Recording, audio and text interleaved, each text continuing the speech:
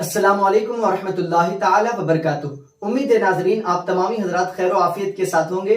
तो आइए आज के इस वीडियो में हम सीखने वाले हैं नूरानी कायदे का तख्ती नंबर 1 यानी लेसन नंबर 1 का आखिरी सबक जो कि बाकी रह गया था। आज हम उसे मुकम्मल करने की कोशिश करेंगे। आप तमामी हजरात शुरू से लेकर आखिर तक इस वीडियो में बने रहें ताकि ऐसा ना हो कि आप बीच में स्किप करें और मेरी कोई भी बात आप सुनने से महरूम रह जाएं। तो मेरी गुजारिश है कि आप तमामी हजरात वीडियो को शुरू से लेकर आखिर तक देखें। आइए आज की इस वीडियो में हम सीखने की और जानने की कोशिश करेंगे कि अलिफ के कितनी शक्लें होती है, बा की कितनी शक्लें होती हैं और ता की कितनी शक्लें होती हैं। और साथ ही साथ मेरी एक रिक्वेस्ट ये है आपसे कि इस वीडियो को आप जरूर बजरूर देखें, क्योंकि अगर ये वीडियो आपने ना देखा तो आगे जाकर के मखरज के साथ तिलावत करने में आपको तकलीफ हो सकती है। क्योंकि अलिफ के कितने शक्ल है अगर आप यहां नहीं मालूम करेंगे तो आगे जाकर के अलिफ ही होगा, लेकिन आपको समझ नहीं आएगा। हमने इससे पहले कभी इन हरफों को नहीं पढ़ा और ये नए नए हर्फ हमारे नजरों के सामने आ रहे हैं। तो वहां पर मुसीबत और मुश्किल का सामना करने से बेहतर है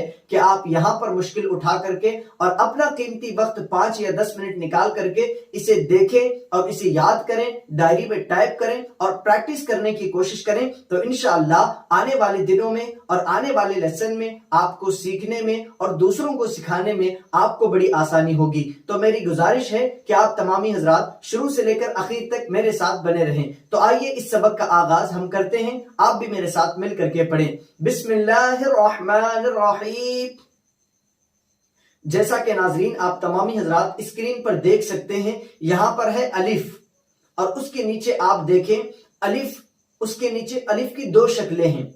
अलिफ है और नीचे भी अलिफ है, यानी कि अलिफ 3 तरीके से लिखा जाता है। जैसे कि पहला लिखा गया है जो कि बड़े एक बॉक्स में लिखा है वो अलिफ है, और साथ ही साथ उसके नीचे 2 अलिफ और हैं। तो अलिफ को मुकम्मल 3 तरीकों से लिखा जाता है, जैसा कि पहले वाला अलिफ है और उसके नीचे उसकी 2 शक्लें हैं। अब आप आगे चलें। बा, बा हमने पहले भी इसकी प्रैक्टिस की है। अब बा को आप देखें, बा की भी 2 शक्लें हैं। बा को जैसा कि बॉक्स के अंदर है, बा को पहले ऐसा लिखा जाता है और फिर बा हरफों में जब इस्तेमाल होता है यानी कि आयतों में जब इस्तेमाल होता है तब बा को इस तरीके से भी इस्तेमाल किया जाता है, पढ़ा जाता है। तो आप इन बा को गौर से देख लें। किसी हर्फ के या किसी लकीर के नीचे अगर नीचे नुक्ता आए तो वो बा है। आप नीचे यहां पर देख सकते हैं, बोर्ड के ऊपर आप देखें, यहां पर लिखा गया है बा और उसके नीचे उसकी 2 शक्लें हैं। इनको गौर से देखें और याद करें। जब भी आपको कुरान पाक की तिलावत करना हो और ऐसे हर्फ आए तो आप समझ जाएं कि ये बा ही लिखा हुआ है, क्योंकि नूरानी कायदे के तख्ती नंबर 1 में हमने सीखा था कि बा की 2 शक्लें हैं। बा इस तरीके से भी लिखा जाता है और इस तरीके से भी बा लिखा जाता है, आयत करीमा में इस्तेमाल होता है। अब आप आगे देखें,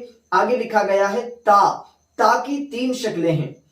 अलिफ की 2 शक्लें और बा की 2 शक्लें और ता की 3 शक्लें हैं। आप देखें ता की अलग अलग, पहली अलग शक्ल है और दूसरी अलग शक्ल है और तीसरी अलग शक्ल है। आप स्क्रीन के ऊपर देख सकते हैं ता की 3 शक्लें हैं। आप देख लें और इसी तरीके से प्रैक्टिस करें। ता की 3 शक्लें हैं। और आगे आप जाएं, जीम, जैसा कि बॉक्स के अंदर जीम लिखा गया है, उसके नीचे उसकी 1 शक्ल है, यानी कि जीम इस तरीके जैसे ऊपर है वैसे भी लिखा जाता है और पढ़ा जाता है, और जैसे जीम नीचे लिखा गया है वो उसकी शक्ल है। आयतों में जब जीम ऐड होता है तो इस तरीके से जीम को लिखा जाता है। अब आप आगे देखें, दाल लिखा गया है। दाल की 1 शक्ल, दाल की 1 शक्ल, आप देखें दाल की 1 शक्ल है, इस तरीके से आगे आयतों में इस्तेमाल होता है। अब इसके आगे आए, आइन, आइन की 2 शक्लें हैं। अब आप देखें गौर से आइन किस किस तरीके से लिखा जाता है। आइन, आइन की 2 शक्लें हैं। अब आप यहां पर देख सकते हैं कि आइन पहले तो एक बॉक्स में है, दूसरा नीचे 2 हरफों में आइन को लिखा गया है, यानी कि पहला 1 और नीचे 2, यानी कि 3 तरीके से आइन को लिखा जाता है। अब आप आगे आए, फा। फा की भी 2 शक्लें हैं। फा की 2 शक्लें हैं। इन 2 शक्लों में भी फा को लिखा जाता है। अगर आगे आयतों में इस तरीके का फा अगर आपको नजर आए तो आप समझ जाएं कि ये फा है और ये फा की 2 शक्लों में से 1 शक्ल का इस्तेमाल इस आयत में हुआ है। इस तरीके से आपको अंदाजा लगाकर तिलावत करना है। अब आप नीचे देखें, नीचे लिखा गया है काफ, और काफ की है 2 शक्लें। آپ دیکھ سکتے ہیں ایک تو باکس کے اندر کاف بنا اور اس کے نیچے کاف کی دو شکلیں ہیں، یعنی کہ آیتوں میں اس طریقے کے کاف بھی استعمال ہوتے ہیں۔ اگر اس طریقے کا آ جائے تو آپ سمجھ جائیں کہ یہ کاف ہی ہے اور اس کو آپ کو کاف ہی پڑھنا ہے، اور مخرج بھی سیم ہے۔ جیسا کہ ہم نے کاف کا پہلے ایک ایک حرف الگ الگ کر کے کاف کی مخرج کی پریکٹس کی تھی، 10 مرتبہ اس کا مخرج بتایا تھا اور 10 مرتبہ پریکٹس کی تھی، بالکل یہ تینوں سیم ہیں، اسی مخرج بھی وہی ہے، لکھنے کا انداز صرف چینج ہے، لکھنے کا انداز صرف چینج ہے۔ اس کی دو شکل ہے، یعنی کہ ان طریقوں سے کاف کو لکھا جاتا ہے اور آگے جو ہے یہ استعمال ہونے والے ہیں۔ اب آپ آگے دیکھیں، لام، لام کی دو شکل ہیں۔ اب آپ دیکھ سکتے ہیں کہ لام کی کتنی شکلیں ہیں، لام کی دو شکلیں ہیں، تو یہ باکس کے اندر جو لام ہے اس کو ملا کر لام 3 شکلوں میں لکھا جاتا ہے۔ پہلا تو باکس کے اندر ہے اور نیچے 2 اس کی شکلیں ہیں، تو مکمل 3 لام ہوئے،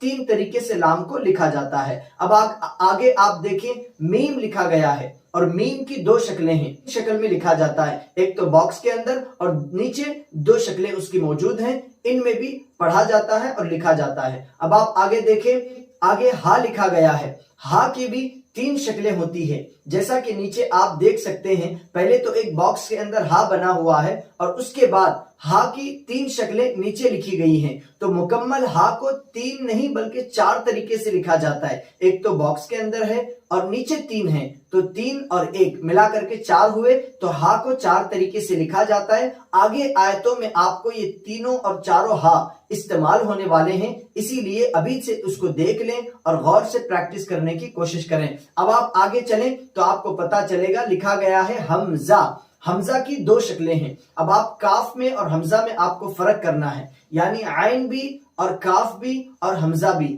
بالکل ایک جیسے لگتے ہیں، یعنی کہ اگر بندہ ایک مرتبہ دیکھ لے، قرآن جب پڑھیں گے آپ، آیتیں پڑھیں گے تو کبھی کبھی پتہ نہیں چلتا کہ یہ عین ہے کہ یہ حمزہ ہے کہ یہ کاف ہے، پتہ نہیں چلتا۔ تو آپ یہاں پر اگر اچھے سے پریکٹس کر لیں گے، حرفوں کی پہچان اچھی طریقے سے ہو جائے گی، تو آپ کو آگے جا کر تلاوت کرنے میں کوئی مشکل اور کوئی مصیبت کا سامنا کرنا نہیں پڑے گا۔ اب آپ اخیر حرف دیکھیں، یا لکھا گیا ہے، یا کی 2 شکلیں ہیں، حمزہ کی 2 شکلیں اور یا کی 2 شکلیں۔ اب آپ دیکھ سکتے ہیں یا کو کس کس طریقے سے لکھا گیا ہے۔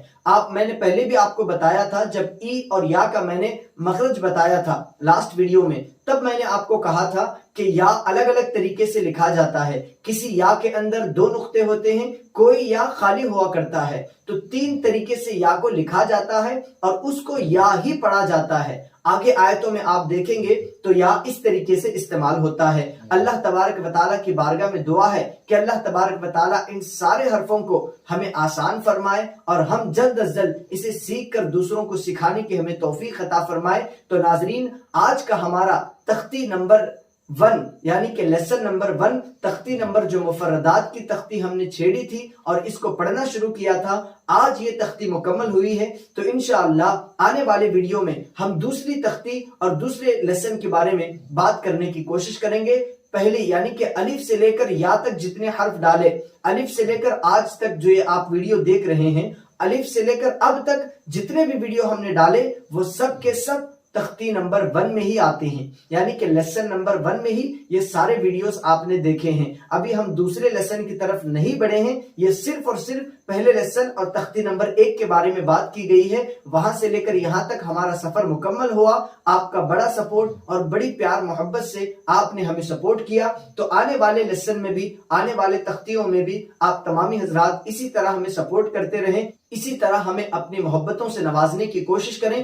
ہم پورا قرآن مجید مخرج کے ساتھ خود بھی سیکھیں گے اور دوسروں کو بھی سکھانے کی کوشش کریں گے۔ اللہ تبارک و تعالی ہمارے پڑھنے اور پڑھانے کو اپنی بارگاہ میں قبول فرمائے، اور اللہ تبارک و تعالی ہم تمام کی قوت حافظہ کو مضبوط سے مضبوط تر فرمائے۔ آمین یا رب العالمین۔ السلام علیکم ورحمۃ اللہ تعالی وبرکاتہ۔